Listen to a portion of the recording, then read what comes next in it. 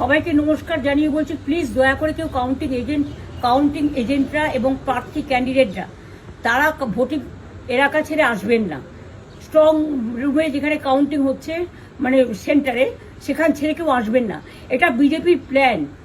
প্রথম 2-3 রাউন্ডে আমি কালকে থেকেই বলছি যে ওদেরগুলো আগে দেখাবে, আমাদেরগুলো পরে দেখাবে।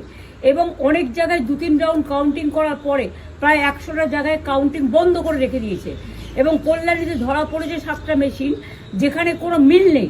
এটা টোটাল ফোর্সফুলি সেন্ট্রাল ফোর্সকে দিয়ে চারিদিকে তৃণমূল কংগ্রেসের উপর অত্যাচার করছে, অফিস ভাঙছে, জোর করে দখল করছে।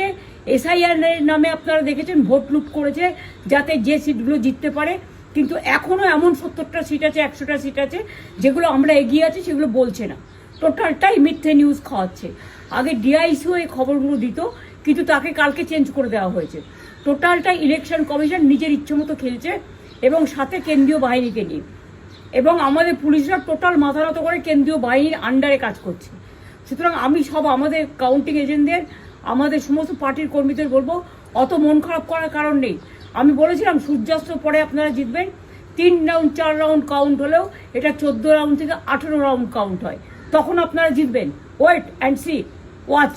আমরা সবাই আপনাদের সাথে আছি, আপনারা কেউ ভয় পাবেন না, নিশ্চিন্তে থাকুন। আমরা বাঘের বাচ্চার মতো লড়াই করে যাবো।